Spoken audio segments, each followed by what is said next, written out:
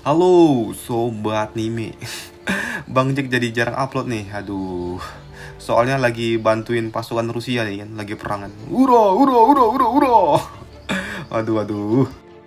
Enggak sih, sebenarnya Bang Jack tumbang ini beberapa hari nih kan. Kena gejala-gejala Omikron gitulah, tapi kayaknya flu biasa lah. Dah lah yuk. Dalam kesempatan kali ini kita lanjutin lagi Martial God Asura. Langsung aja yuk, kita gas. Saat ini di kota Vermilion Bird sedang terjadi keramaian dan festival. Karena saat ini Sumai, nona muda dari kota Vermilion Bird akan melangsungkan acara pernikahan. Tapi hal itu pun tidak berlangsung mulus karena memang ini merupakan pernikahan politik tanpa dasar cinta dan suka. Yang memang rada-rada membanggongkan, tuan muda dari keluarga Sangguan ini yang awalnya hanya akan menikahi Sumai malah tertarik dengan Suro, yaitu kakak perempuannya. Jadi hal ini pun menyebabkan suatu kekacauan yang membuat orang tua ini pun tidak terima. Ketegangan di antara mereka pun hampir menimbulkan suatu pertarungan. Tapi hal itu pun terhenti sejenak karena seseorang pelayan pun datang dan melaporkan kepada tuan muda dari keluarga Vermilion Bird bahwa ada serombongan lainnya yang datang ke arah kota. Dan karena memang faktanya saat ini Feng datang ke kota dengan full power, penuh dengan para pengawal dan serta pertarung yang ia bawa dari sekte yang ia temui sebelumnya. Saat ini, Feng dan rombongan pun memasuki kota Vermilion Bird. Ia dihadang oleh para penjaga yang berasal dari keluarga Sangguan. Bahkan si kampret ini calon mempelainya menyuruh untuk para pengawalnya untuk segera mengeksekusi rombongan Feng.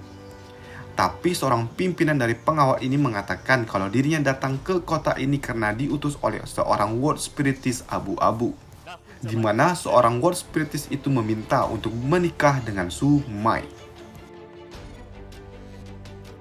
Para pasukan yang mencoba menyerang pimpinan rombongan ini ketika ia mendekati pria itu, BAM!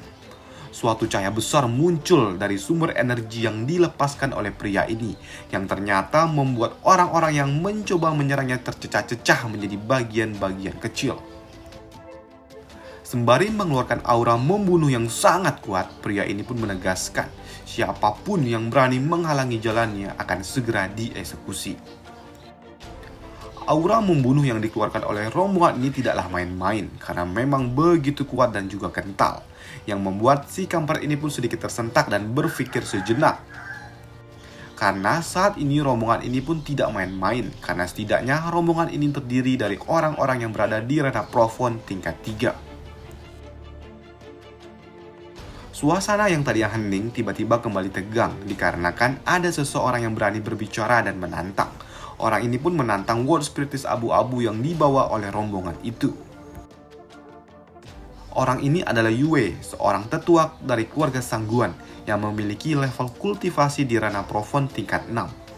Kakek tua ini bukanlah sembarang orang, karena memang orang ini sangatlah kuat, dan orang ini jugalah yang menjadi alasan kenapa keluarga Su mau tidak mau harus mengadakan pernikahan politik untuk melindungi keluarga dan kota Vermilion Bird. Para pengawal yang ada di sini pun juga tahu kalau Pak Tua ini sangat berbahaya. Dia juga sempat berpikir kalau ini terlalu berbahaya. Pada malam harinya, sehari sebelum hari ini, Feng pun mengatakan kepada para pimpinan sekte, ia menjamin identitas dari sekte ini akan tetap dirahasiakan dan akan memberikan hadiah berupa lapisan pelindung spirit untuk sekte ini.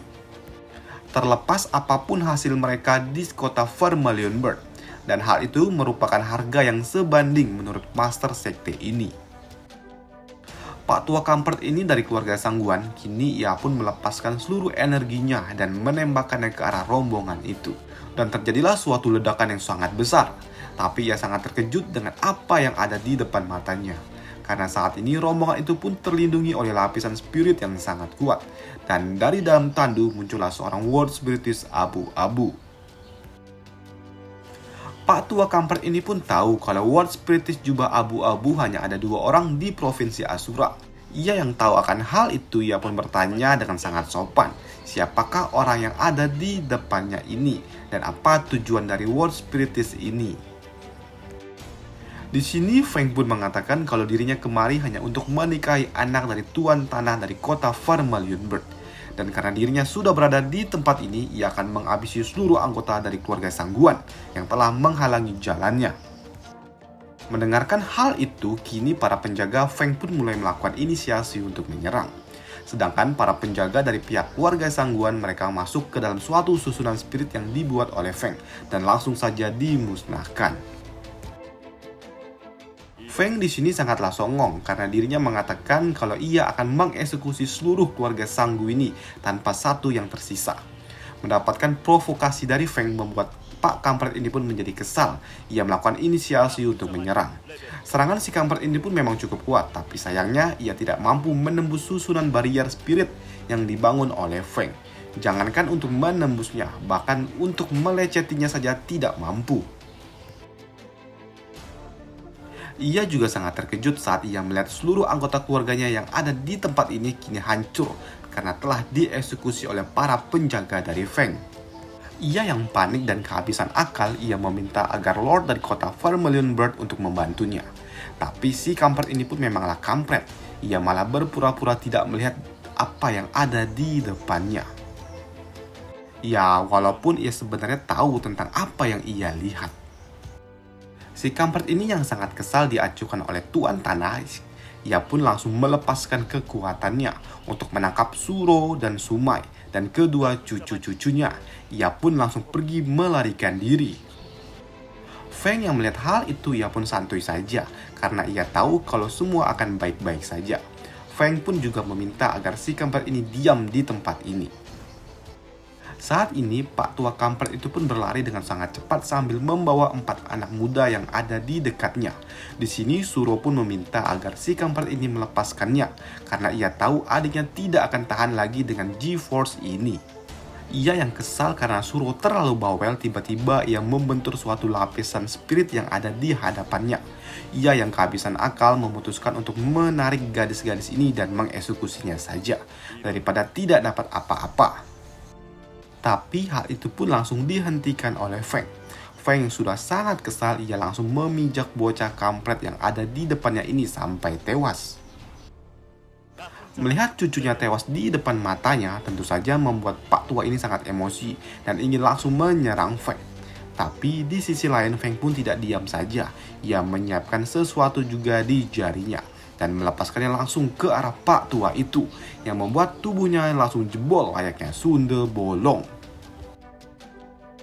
Bocah kampret satu lagi yang belum wafat, ia pun bertanya siapa sebenarnya World Spiritus itu. Begitu juga dengan Suro, ia juga kepo siapa sih orang ini. Tapi mereka semua pun sangat terkejut karena di balik jubah itu adalah Feng. Tanpa basa-basi, Feng pun menyiapkan suatu serangan World Tiger-nya di depan jidat dari si bocah ini. Dan langsung BAM! Bukan jidatnya saja yang bolong, tapi palanya juga hilang. Suro pun sangat terharu karena ia diselamatkan oleh Feng. Tapi ia juga ngambek, ia meminta suatu penjelasan tentang ini semua. Di sini Feng pun menjelaskan kalau dirinya sudah membuat kontrak dengan World Spirit yang tentu saja membuat dirinya kini semakin kuat. Tapi bukan hal itulah yang dimaksud oleh Suro. Dengan rada-rada unyu, Suro pun meminta suatu penjelasan yang paling jelas. Kenapa Feng tadi di kota hanya mengatakan kalau dirinya hanya akan menikahi Sumoi? Bukankah Feng telah berjanji ingin menikahinya juga? Wanita kalau sudah cemburu memang rada-rada ribet. Udah diselamatkan, malah nabok. Suro yang sudah merajuk tingkat dewa membuat Feng menjadi heran. Piye iki lur, piye? Egi pun mengatakan, apalagi lur, gaskeun lah. Tanpa basa-basi, Feng pun langsung mencomot Suro dan memberikan jatah kise. Dan yang paling membagongkan, Feng malah dengan Suro di depan Ma yang sedang pingsan. Tidak 1 kali, 2 kali, 3 kali. Feng pun terus-terusan melakukan hal itu sampai dengkulnya menjadi lemas. Dan cukup sampai sekian dulu video kali ini karena suara Bang Jack lagi gak enak juga. Ya, semoga cepat sembuh aja lah. Kedepannya jadi bisa upload rutin lagi. Dan sampai jumpa di video selanjutnya. Bye!